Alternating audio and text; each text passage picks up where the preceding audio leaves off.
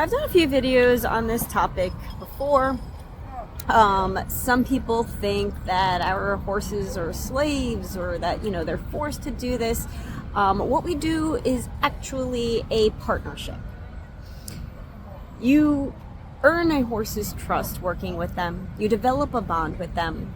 And what happens is when the horse may be a little nervous, the reason that they're not spooking all over the place and everything like some people want you to believe, is because their instinct to do anything like that gets overridden by their person telling them everything is okay.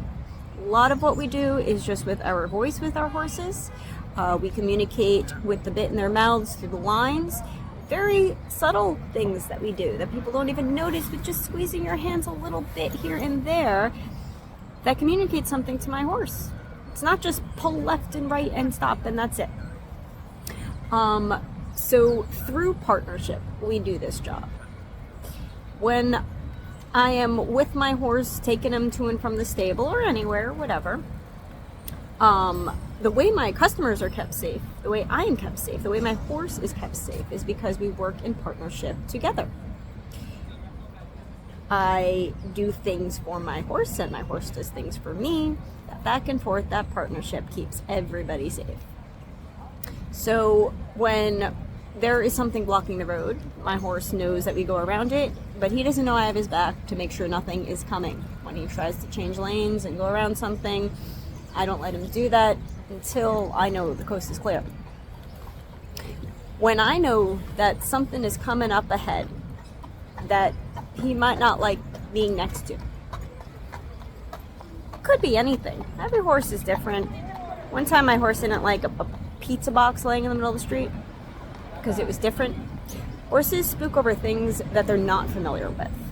Not the sights and sounds of the city that they see every day, trucks and horns and cement mixers and whatever like that. Things that they are not familiar with, that they do not yet know will hurt them or not. They're very adaptable animals. They learn. They have to learn for their survival. So if there's something that I see that I think that my horse may not like, I'm not going to chance putting him there if I have a choice. So that might mean that I have to catch a light that's turning yellow. And I know I got to make that light, otherwise he's going to get stuck waiting at a red light near something he may not like.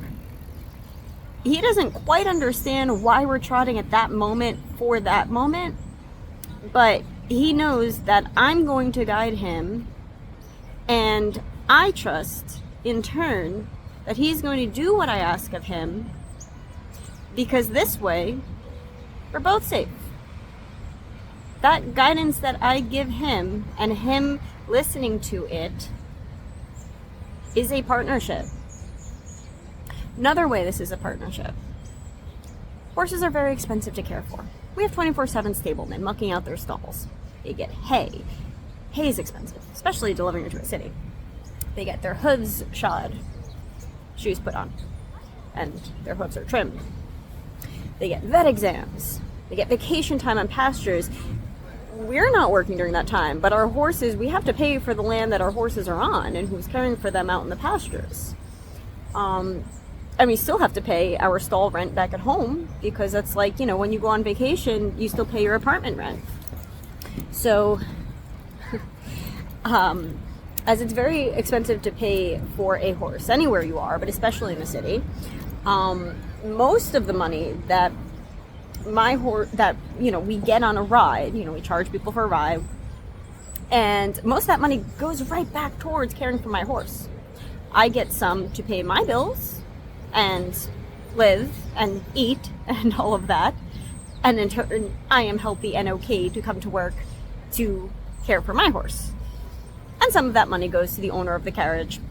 Everyone has a slightly different setup, as we've spoken about before. Some people just own the carriage, some just own the horse and all that.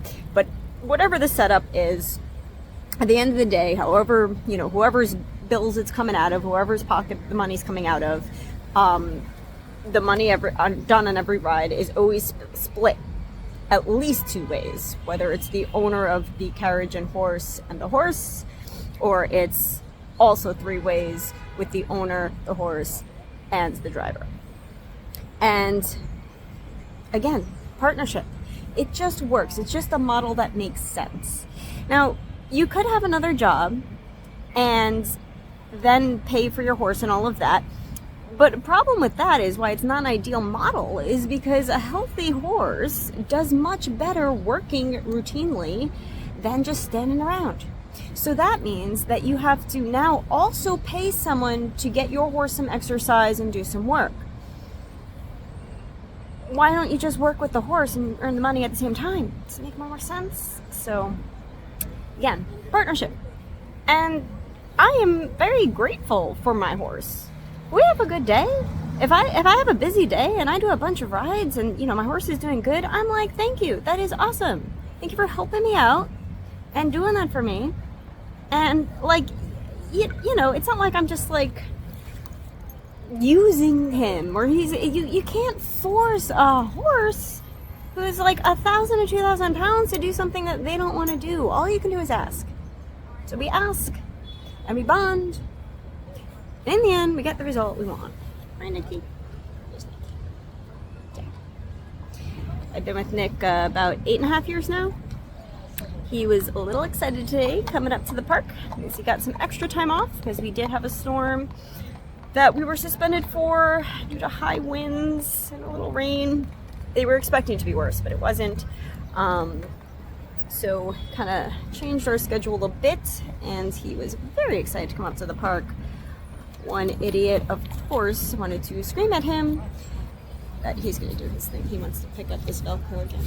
Oh, you can do it. We did that in another video. He likes to undo my Velcro and put it back. But anyway, this woman was screaming that he's tired. You should have seen him today. He was not tired. He was like, yeah, we're going to work. I did respond to her. I caught a yellow light and pulled up next to her because I think she thought she could just yell and get away.